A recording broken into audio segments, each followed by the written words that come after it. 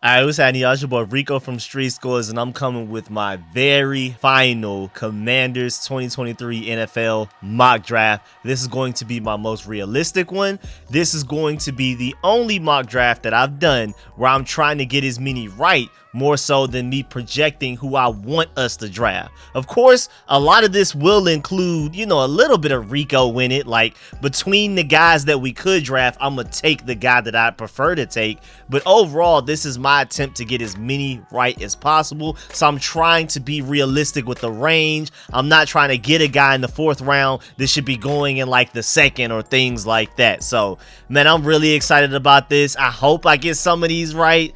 I'm hoping at least shooting for maybe 2 draft picks to be right. The only problem is I think it's very likely that we're going to trade back, and I don't have us trading back in this because that makes things even more difficult. Where do I trade back to? For what picks? That's almost impossible to guess at this point. I don't even think the Commanders know as of this point that I'm recording this exactly where they're going to trade back to. Again, I think it's very likely. So at the very least, I'm going to try to guess some guys and maybe a couple of these or unrealistic and kind of like this guy shouldn't make it to this round, just because I'm trying to put as many names out there as I can possibly get right. But again, it's as realistic as possible, so there's no severe falls for these players or any reaches.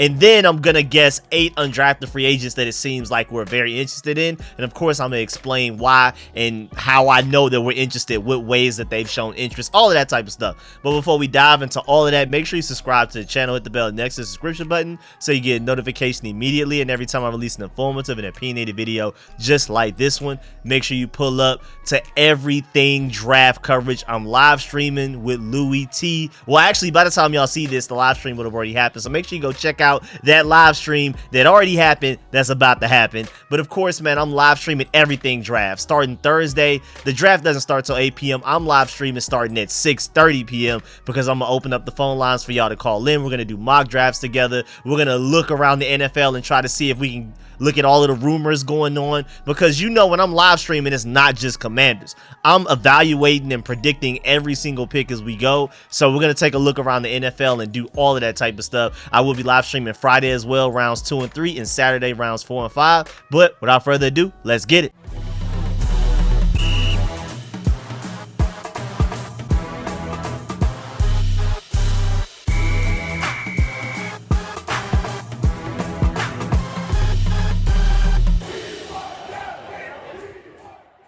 All right, so first up, I have us taking 16th overall in the 1st round. But again, I think we're going to trade back, but potentially still end up getting this player even after we trade back. And that is offensive tackle Broderick Jones out of Georgia. Of course, I'm a diehard Georgia Bulldog fan, but I think this is actually very realistic. And like I already reported in my Washington Rumors and Reports, the most recent one, part 2, that I came out with earlier today / probably yesterday by the time y'all see this, as in Tuesday, that I came out with it, it's reported that the Commanders like Paris Johnson as their #1 tackle, Darnell Wright as their 2nd tackle, and Broderick Jones is probably 3rd. And that sounds like he's quite possibly gonna make it to our 16th overall pick. Even the betting odds, they have Paris Johnson Jr. going 1st, Peter Skoronski going 2nd, Darnell Wright 3rd, and then Broderick Jones 4th. But again, Peter Skoronski's more of a guard anyway, so that's right along the lines of how the Commanders rank their tackles as well,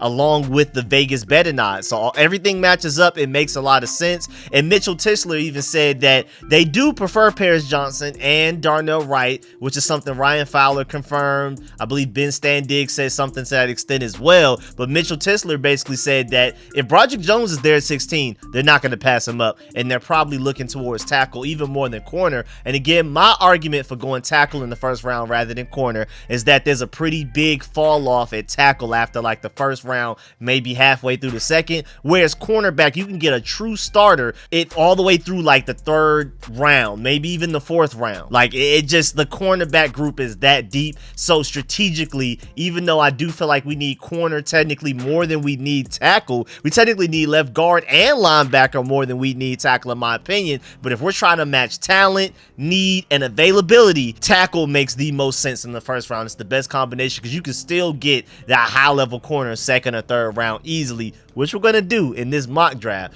So it's already been reported through John Keim himself that we're not taking Joey Porter. Then out of nowhere, earlier today, is reports from other NFL insiders that the Commanders are zeroing in on Joey Porter. So at that point, I don't know what to believe in, but I also believe that we are probably more interested in guys like a Deonte Banks, especially a Devon Witherspoon, maybe even like a Julius Brents later in the draft. So I'm just going to assume that's probably what we're doing. But yeah, man, I love Broderick Jones at tackle. I mean, after you take him, what you do is, when in doubt, Andrew Wiley can just move to your starting left guard spot. Because as of right now, offensive line wise, our biggest need is left guard. Because when Rivera spoke about left guard, he said it's a competition between Chris Paul and Sadiq Charles. And I'm really hyped about Chris Paul's potential, especially after that Cowboys game and how good he looked there. But that was only one game. And it's just like, I mean, how great can you actually be yet if we didn't choose to start him sooner in the season anyway? And Andrew Norwell is still technically on the roster, but it sounds like with Rivera not even mentioning him in the competition for the left guard spot, it sounds like he's probably going to end up getting cut so that we can get cap space to pay this rookie class, because we still don't have enough cap space to pay the rookies that we're supposedly about to draft starting Thursday through Saturday. So that's really interesting in itself. So right now, our left guard position does have the biggest hole, and I do feel like if it's not broken, don't fix it, with Andrew Wiley at right tackle. But if you end up with a Broderick Jones or my preference and Darnell Wright at tackle, you move them to right tackle and let Andrew Wiley start at left guard, or you could potentially leave Andrew Wiley at right tackle. We'll figure out left guard. Maybe Chris Paul is good enough to step up. Maybe you find a guy later in the draft to start at left guard or center, whatever, however you want to mix it up. And then maybe you cut Charles Leno after the draft, just like the Bears did, which is how we ended up with him. Or maybe you ask him to take a pay cut and he's your backup swing tackle in case there's an injury. Or maybe Charles Leno is your starting tackle until the guy that you draft, say like a Broderick Jones, who's still a little raw, is ready to step up and play immediately. But the assumption is if you draft Broderick Jones, the 16th overall pick, he's starting like day one somewhere, right tackle, left tackle, and then from there we'll just have to shuffle the offensive line around and figure it out. Either way, you draft Broderick Jones, your offensive line gets better, your team gets better. Perfectly fine with it in my opinion.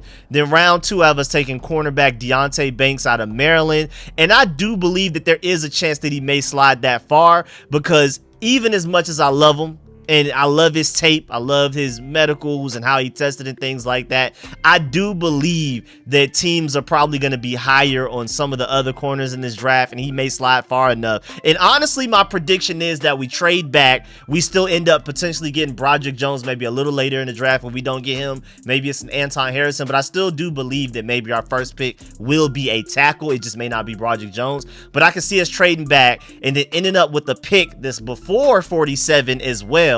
We take Broderick Jones, maybe like 19, 20 somewhere, maybe end up with a pick that's still like in the 30s, and we take Deonte Banks then. So I have us taking him 47th overall, even though I don't necessarily see him making it that far, but I do think it's a very good chance that we end up taking Deonte Banks, and it makes all of the sense in the world. Again, like I said in my rumors and reports video earlier today / yesterday on Tuesday, depending on when you're listening to this, that he's just such a great fit. And cornerback in general, it's more about fit than just pure talent. Derek Stingley is obviously more physically gifted and talented than Woolen for the Seahawks, but the Seahawks put Woolen in the best position to succeed, and I feel like Deonte Banks is that exact puzzle piece that we need as well. It's right there, honestly. I mean, I'm not going to necessarily say he's the perfect fit, because obviously you would prefer Devon Witherspoon and maybe especially like a Christian Gonzalez over him as well. But Deonte Banks, outside of the first round, if you got to trade back up, remember how we got Montez Sweat a couple of years ago? We took Dwayne Haskins with our normal first round pick, and then we packaged together a couple of second rounders to move back late into the first to get Montez Sweat. We could do the same thing potentially to get Deonte Banks. I could see them being aggressive because the fit is too great. I mean, we arguably ran, I think statistically, probably actually, like it's maybe a fact that we ran quarters defense more than any other team in coverage last year in the NFL, and Maryland literally runs that with Deonte Banks. And don't forget about the fact that Deonte Banks, you can argue tape-wise, covered Marvin Harrison Jr. better than any other corner that Marvin Harrison Jr. faced all season last year. And don't forget as well, man, he wasn't afraid to press him. Like, it wasn't just cover Marvin Harrison all game. It was press man this guy all game. And then he also shows zone coverage traits that are pretty good.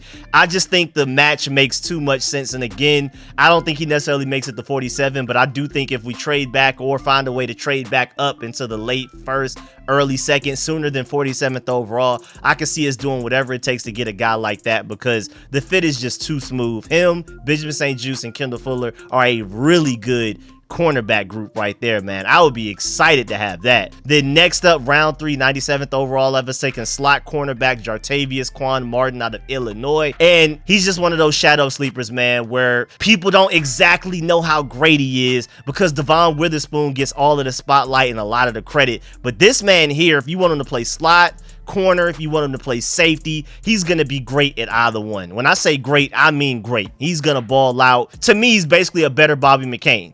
And I mean, you can argue maybe Brian Branch is the better overall player, especially playing at a higher level competition. You can argue Brian Branch is the best slot corner in the draft.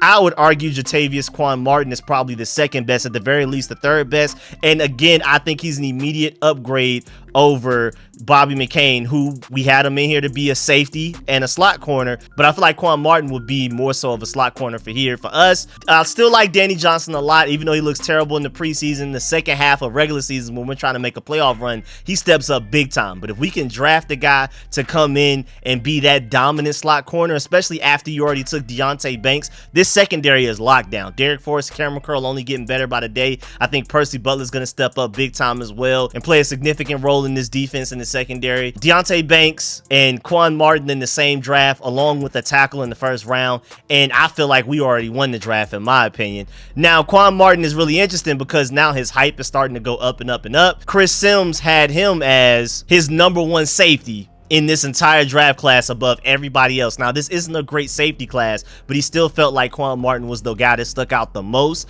and showed the most promise, tools and all of that type of stuff, hips, length, explosion, all of that type of stuff.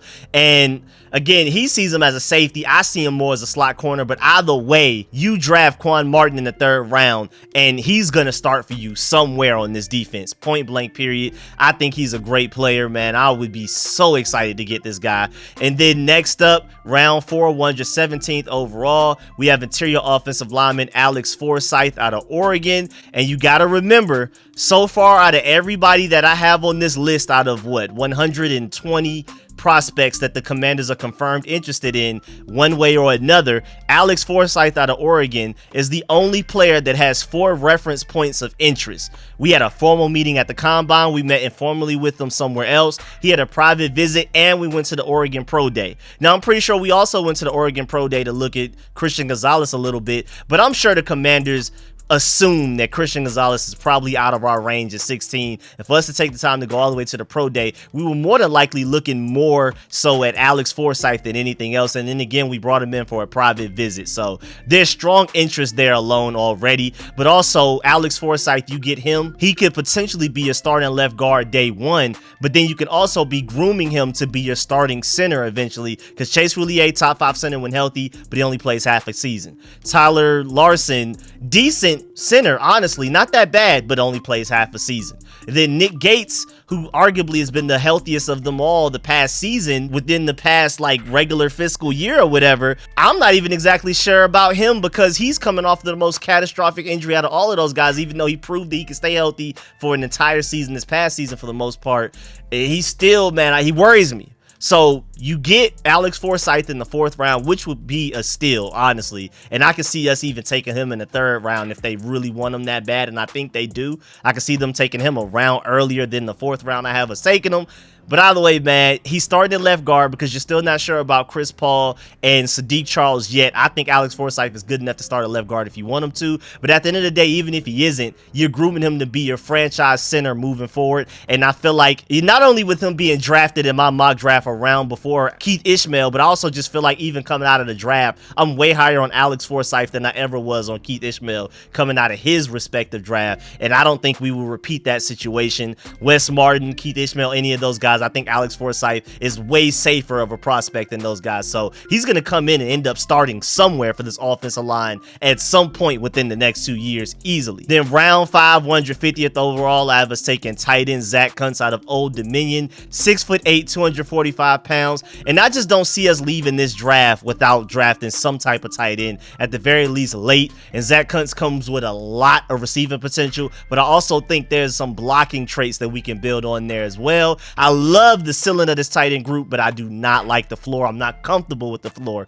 is the best way to word it. I love the talent, love the ceiling. Armani Rogers, I think Eric Bieniemy gets his hands on him, he's going to become a star. I mean, I really do. I see Darren Waller level traits in him in athleticism. And then I'm not saying he's going to be Darren Waller, but if we're talking about physical tools and gifts and how he moves his hips, how fast he is at his size, it's Darren Waller like easily. And then you have Curtis Hodges, who's already the guy that we have at 6'8", but he wasn't able to stay healthy. But I also feel like he got slightly hurt, and then we threw him on the IR so no other team could take him because we were struggling to narrow everything down to a 53-man roster. I feel like we stole him away by using an injury excuse there. So I think they're still pretty high on Curtis Hodges, but you never know. And then, of course, you have John Bates, relatively high floor, but not much of a ceiling. Good blocker. Logan Thomas, they say, Ron Rivera says that they started to see 2021 Logan Thomas in him towards the end of the season. If we get that in 2023, we're straight. But I'm still just not sure about this floor. And then Cole Turner, the red zone threat, and I don't think what he was doing against what eventually became the top 5, top 10 defense in the NFL in a lot of advanced metrics, the way he was balling out against that defense in training camp, I don't think that was a fluke. So I think Cole Turner's eventually going to show out at some point. So that's why I don't have us taking tight end very early unless it's somebody like a Darnell Washington. I would love to get him, but I haven't seen any significant interest from the Commanders for him. They only met with him once, I believe, and then that was just simply a formal meeting at the combine. And of course we went to Georgia's Pro Day. Who didn't go to Georgia's Pro Day? We have the best talent out here doing it. Everybody and their mama was at that Pro Day. It's Georgia. Come on now, back to back. Come on now. So unless it's like Darnell Washington after a trade back in the first round, I don't really see us really reaching on tight end, but I also don't see us leaving this draft without taking somebody to groom. And then round 6, 192nd overall, I have us taking linebacker Kyle Soelle. I believe that's how you pronounce it, from Arizona State. 6'3", 235. I mean, if you can't get like a Jack Campbell, if you can't get one of these bigger guys, maybe Demario Overshown or whatever, you can take him. And he's that bigger guy that could potentially step up and be that run stopper that we need, because I like the talent in our linebacker group. And I also feel like, I mean, the reason we're not prioritizing linebacker, which is why I don't have us mocking one, taking one, or any earlier than like the 3rd round at all. I don't think it's happening 1st or 2nd round. The earliest we'll probably take a linebacker is probably 3rd, even though I love Deion Henley. Shouts out to him. I didn't know he was Big U's son until just like last week, which is just crazy. Love his personality. If you haven't seen his interviews, he's probably the funniest person in this entire draft class. I would love to get Deion Henley for so many reasons, but I just don't see us really taking a linebacker, and he's going to probably be gone before we're comfortable with taking one, because again, my main point is we don't use linebackers. There are a lot of snaps where Jamin Davis was the only linebacker on the field, let alone running 2, and it's going to be almost impossible for us to ever run 3. We prefer to have an extra defensive lineman out there when in doubt. We prefer to have an extra corner as a slot corner, and we love to have an extra safety out there the majority of the time. And when in doubt, we'll probably have a 5th defensive lineman and a 3rd safety with one linebacker out there quite often. So we have Cody Barton, who they signed, who they're really high on, probably higher than most of us fans are. We don't have a lot of faith in Cody Barton, but it seems like the Commanders do. Jamin Davis is only getting better, and so you get a guy like Kyle Soelle from Arizona State, who's a different build. You know, Jamin Davis and Cody Barton, the more sideline to sideline speed guys, coverage guys, will linebackers kind of. He could come in and be that true Mike that we're grooming. And of course, you still have other guys like Malik Cunningham who have talent. Last time we saw him against the Cowboys, he balled out. I'm not exactly sure if I need to believe in that yet, but we'll see. And then round 6, 214th overall, I have us taking quarterback Dorian Thompson-Robinson. And I think that would be a steal that late in the draft. Again, the logic behind it is the fact that Eric Bieniemy is not married to Sam Howell. He did not draft that guy. And even if he did, he's only a 5th round pick. Now, I do believe Sam Howell can be a franchise quarterback for us, but at the end of the day, even if Eric Bieniemy loves what he saw from Sam Howell in that Cowboys game, the final game of the season, you would be a little crazy to put all of your eggs in one basket, into the Sam Howell basket. I think going into the season expecting that Sam Howell is definitely going to be a franchise quarterback, and if he doesn't, Jacoby Brissett is your answer for the season, doesn't make a lot of sense. So I could definitely see us bringing in a quarterback 5th round or later, maybe undrafted free agent, and Dorian Thompson-Robinson would be a huge steal at that point, man. I mean, Chris Sims has has him, I believe, is what, like the fifth best quarterback in this entire class, ahead of Will Levis or something like that. Yeah, he has CJ Stroud, Bryce Young, then Hendon Hooker, then Anthony Richardson, then Dorian Thompson-Robinson, and Will Levis kind of tied for fifth. But he always mentions Dorian Thompson-Robinson before Will Levis and has his name higher technically on the tier list, even though they're technically tied for fifth. But either way, if you can get arguably the fifth best quarterback in the draft in the 5th round, that's insane, especially at the most premium position in football, which is the quarterback position. And I can see the traits. I see a lot of underrated qualities to his game, man. And again, Eric Bieniemy, you hope Sam Howell is your franchise quarterback, but you go ahead and find a guy, especially as talented as Dorian Thompson-Robinson. If he's there in round 6, he's arguably the best player available, regardless of position anyway. So it's like you might as well. And I just think that would be the smartest pick in that situation. And there's clear interest there. Everybody I have us taking in this draft, there's clear interest, but certain guys like Alex Forsyth, there's more interest than others. Dorian Thompson-Robinson, that was one of the first quarterbacks we heard about us being interested in. The only time that it's reported that we met with him was a formal meeting at the Combine, and also we went to the UCLA Pro Day. And you could argue maybe we went there for interior offensive lineman Antonio Mafi and wide receiver Jake Bobo. I think ultimately they end up taking both of those guys. I mean, Jake Bobo is my next pick, which is pretty interesting. And I do believe in drafting a quarterback and bringing one of his receivers with them to make the process of going from the college to the NFL level a little bit smoother. But we're going to dive into Jake Bobo a little bit later. But either way, we went to that UCLA Pro Day, and you cannot tell me that Dorian Thompson-Robinson was not one of the main reasons that we went, if not the primary reason that we went. Again, we have reported interest in Antonio Mafi already and Jake Bobo. We've already met with those guys on the way outside of that Pro Day as well. But Dorian Thompson-Robinson, man, I'm telling you, if we can get him that late, that's an excellent draft pick. I think that would be across the board A-pluses from all draft analysts type of situation. And then round 7, with our final pick of the draft, 234th overall, I was taking wide receiver Jake Bobo from UCLA, Dorian Thompson-Robinson's teammate. And just like how we drafted Dwayne Haskins and got Terry McLaurin because of Dwayne Haskins, it could be something similar to where Dorian Thompson-Robinson, maybe he doesn't work out, but then maybe you end up getting the receiver because the quarterback that you took is his teammate already in the draft, and then the receiver ends up working out very well. And I like Jake Bobo a lot. They do as well. We met with them informally at the Combine and at the East-West Shrine Bowl with a meeting. So those are 2 points of interest right there. But also, it's very obvious what the Commanders are looking for in this draft, and that is a tall receiver. Out of the 8 receivers that we've shown confirmed interest in, whether it be meetings at the Combine,